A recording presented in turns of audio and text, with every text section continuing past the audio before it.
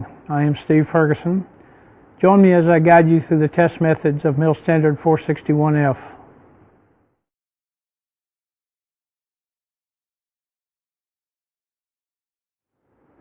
Let's begin by discussing CE101, conducted emissions on the power lines. This test method is applicable to ships and a few other areas, and you need to refer to the MIL standard to make sure that your applicability is in fact called out. Several other tests use this test method. For example, the EPRI, the Electrical Power Research for Power Plants, and etc. The fundamental reason in 461F, for CE101, is to look at conducted emissions, the current that appears on the power lines. This is used to determine if potential emissions could interfere with other pieces that are connected to the same power distribution. It's applicable to power leads that come from other sources other than the EUT, such as power mains or a common power supply system, a bus on an airplane, for example. And it's used for low frequency work, fundamentally for anti-submarine warfare aircraft and for shipboard activities, particularly submarines where low frequency communications come into play. Do you need to do CE101 to output leads? Well, not by the standard. However, if you're a manufacturer of a power source or an inverter, something of that nature, you may be very conscious that your output could interfere with your customer's product. So you might want to use this test method to evaluate what comes out of your product. There are some limits defined in MIL Standard 461 for certain applications. However, don't forget that tailoring is always permitted. If an appropriate limit isn't defined, you may need to create one and justify it as part of your planning activity. Several limits are in fact provided, and adjustments of these limits are allowed. There is a prescribed adjustment thing for particular applications. So use that in determining the limit that applies to you. Note that if multiple limits apply, you need to consider using the most stringent limit and determining your compliance. If this works for all things, then the other applications will be satisfied with it. What kind of test equipment do we need to do this work? Well, basically a receiver or a spectrum analyzer with something in peak detection mode, and it allows the bandwidths to be selected, those bandwidths that coincide with the MIL standard requirements. They're well defined. You'll need a current probe, an RF current probe to pick up the emissions and over the frequency range. Some line impedance stabilization networks, commonly referred to as LISNs. We don't really use them for the measurement, but they decouple the power source and provide a common test standard. They have a little influence over the range, but they do reduce some of the outside influence noises. And obviously some interconnecting cables for the test equipment. Note that when you use cables, there is a correction factor. Although it may be 0 for these low frequencies, you need to consider that that's there and always be conscious of your correction and conversion factors. With that, let us look into an important aspect of the test, calibration verification. You need to start the process by determining if your equipment works properly. So you need to determine a current measurement that's below the limit. This allows you to two things: verify that you can detect the signal and that you can detect signals that are below the limit. This verifies that your system sensitivity is in fact adequate to meet the requirements. To do that, let us go through the process of setting up a calibration drawing, and with that, let me go to the board and discuss how we do this. Okay, let us discuss our calibration verification. Our goal is to check that our receiver system, in our case it happens to be using a spectrum analyzer, is in fact measuring everything properly, and that our equipment calibration information for our current probe,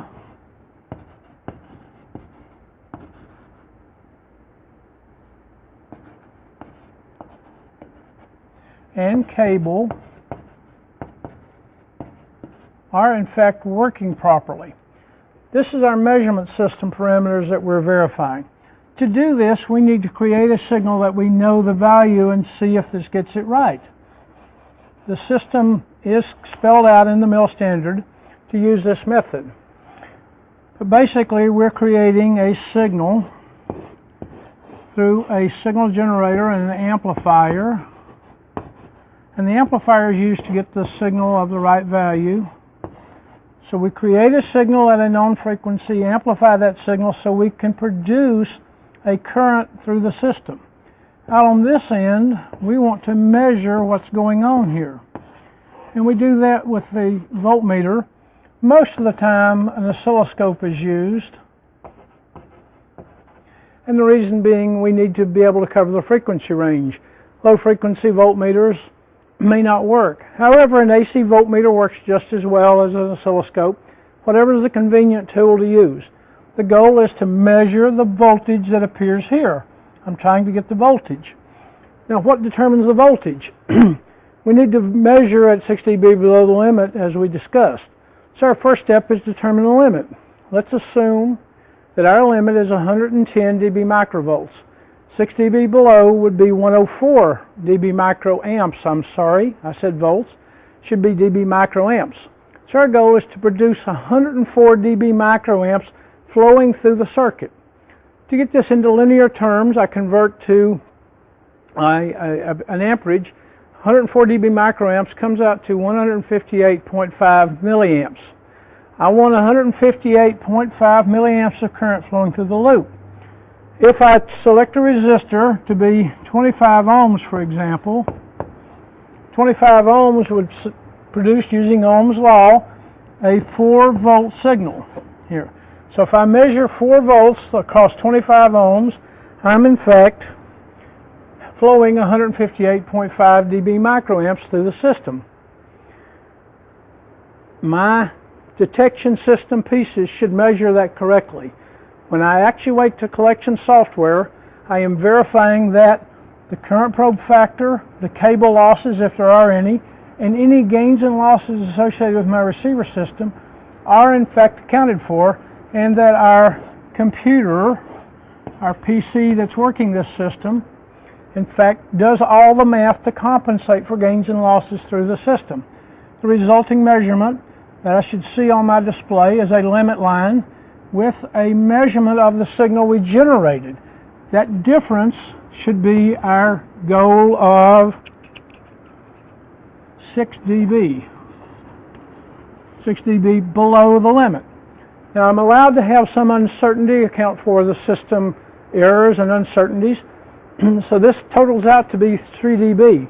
So if I measure 6 dB difference plus or minus 3 dB, I'm in fact saying my system is working within the tolerances of MIL-STD-461F.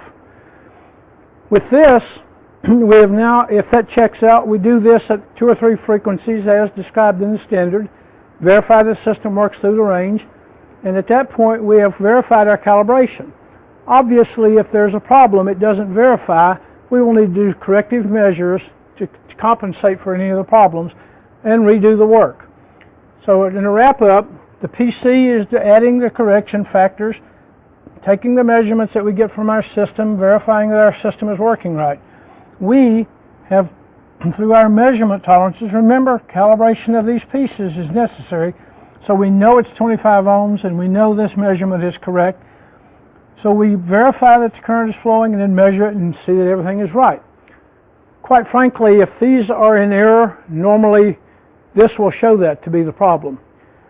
Anytime there's a problem, rework the system, make sure it's all cleared up and working right. Recapping the calibration process, let us assume a limit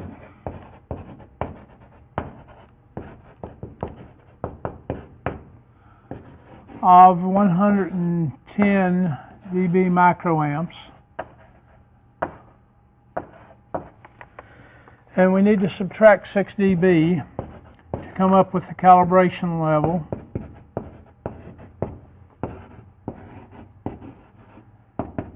Equals 104 dB microamps. At this point we need to convert to linear form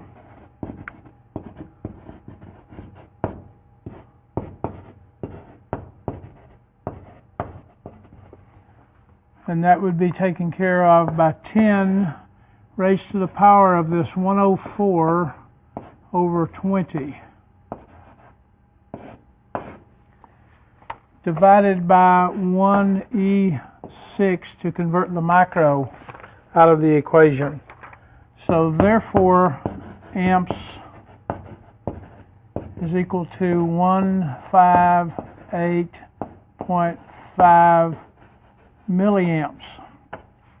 That's the current that we will calibrate to make the 104 dB microamps. We select a resistor. Select resistor, and we're going to assume a 25 ohm resistor for discussion purposes. And that, therefore, we need to determine the voltage that's going to be measured across the resistor. So the volts, according to Ohm's law, where E is equal to IR, I have 158.5 E minus 3 times 25, resulting in a voltage of 4 volts for the calibration process.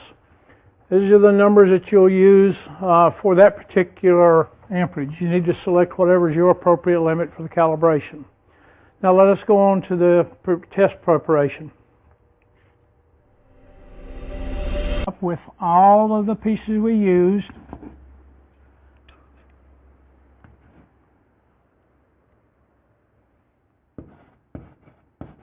receiver system and our cable that we did our checkout with, and our current probe. We take those pieces, reconnect them, and except now we're going to connect them to the test article. And so we have our test article, or as we commonly refer to, the equipment under test, EUT. We have that set up to do a power cable item coming across, and we have those listens that we referred to as part of our calibration and our test configuration are in place. We come through the current probe with one of the lines connected to our power. The other line comes straight to its respective listen. This location is 5 centimeters from the listen hookup. So our current probe here is at 5 centimeters. Be cautious when you're connecting here because we're near live terminals. These are exposed quite frequently, and we should in fact put some insulation here, but quite commonly we don't. So be aware that there are live terminals and be safe about everything. We connect our current probe and start operating the EUT properly and just run the software to collect all the data. We're doing the emissions across the board. At 5 centimeters is connection. By the way, both listens have measurement ports. They should be in fact terminated. That's a common practice to put a 50 ohm terminator because those measurement ports are not used for CE101, they're for another test.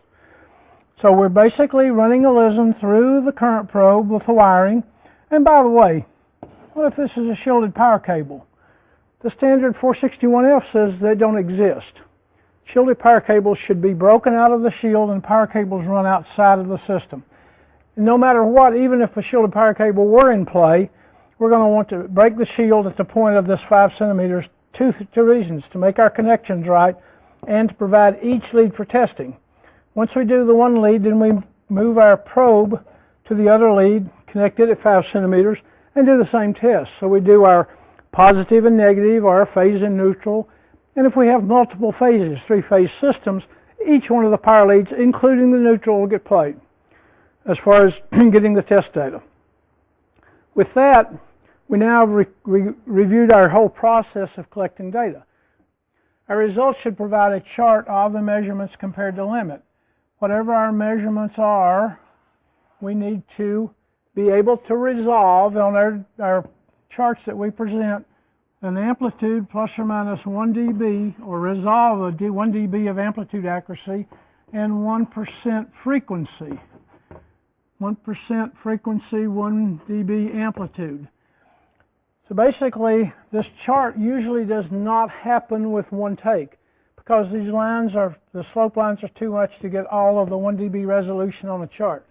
You may need to capture data, determine what areas you want to look at, and explode different sections. That's all part of the presentation that's discussed in the standard.